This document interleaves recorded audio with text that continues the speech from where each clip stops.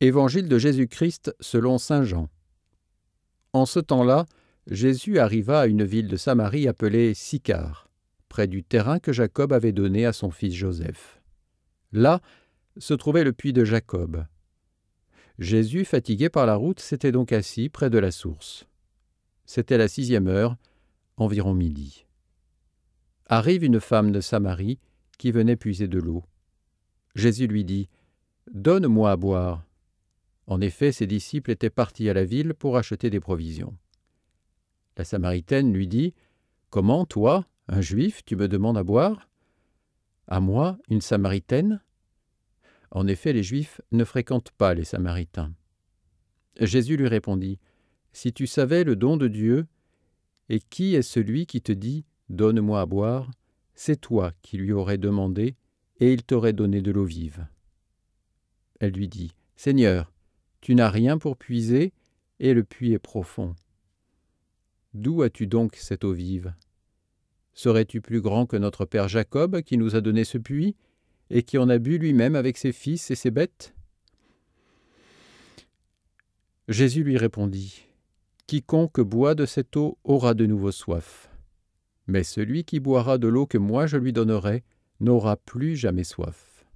Et l'eau que je lui donnerai deviendra en lui une source d'eau jaillissant pour la vie éternelle. » La femme lui dit : « Seigneur, donne-moi de cette eau, que je n'ai plus soif, et que je n'ai plus à venir ici pour puiser. » Jésus lui dit : « Va, appelle ton mari et reviens. » La femme répliqua : « Je n'ai pas de mari. » Jésus reprit : « Tu as raison de dire que tu n'as pas de mari.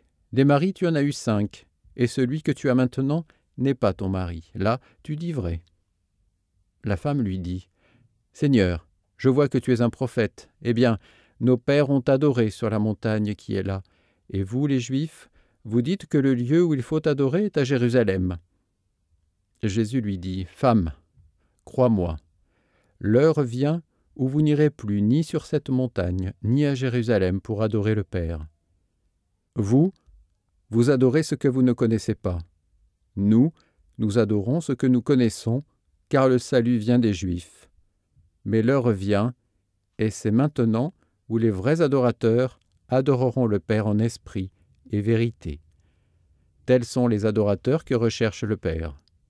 Dieu est esprit, et ceux qui l'adorent, c'est en esprit et vérité qu'ils doivent l'adorer. » La femme lui dit : « Je sais qu'il vient le Messie, celui qu'on appelle Christ.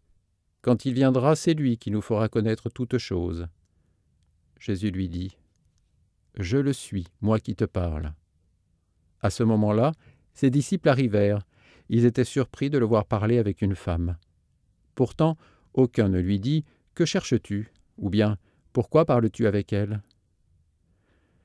La femme, laissant là sa cruche, revint à la ville et dit aux gens : « Venez voir un homme qui m'a dit tout ce que j'ai fait. Ne serait-il pas le Christ ?» Ils sortirent de la ville et ils se dirigeaient vers lui. Entre-temps, les disciples l'appelaient : « Rabbi, viens manger. » Mais il répondit : « Pour moi, j'ai de quoi manger. C'est une nourriture que vous ne connaissez pas. » Les disciples se disaient entre eux : « Quelqu'un lui aurait-il apporté à manger ?» Jésus leur dit : « Ma nourriture, c'est de faire la volonté de celui qui m'a envoyé et d'accomplir son œuvre.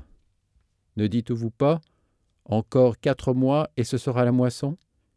Et moi je vous dis : levez les yeux et regardez les champs déjà dorés pour la moisson. Dès maintenant, le moissonneur reçoit son salaire. Il récolte du fruit pour la vie éternelle, si bien que le semeur se réjouit en même temps que le moissonneur. Il est bien vrai, le dicton, l'un sème, l'autre moissonne. Je vous ai envoyé moissonner, ce qui ne vous a coûté aucun effort. D'autres ont fait l'effort, et vous en avez bénéficié. » Beaucoup de Samaritains de cette ville crurent en Jésus, à cause de la parole de la femme qui rendait ce témoignage : « Il m'a dit tout ce que j'ai fait. » Lorsqu'ils arrivèrent auprès de lui, ils l'invitèrent à demeurer chez eux. Il y demeura 2 jours. Ils furent encore beaucoup plus nombreux à croire à cause de sa parole à lui, et il disait à la femme : « Ce n'est plus à cause de ce que tu nous as dit que nous croyons. Nous-mêmes, nous l'avons entendu, et nous savons que c'est vraiment lui le Sauveur du monde. Acclamons la parole de Dieu.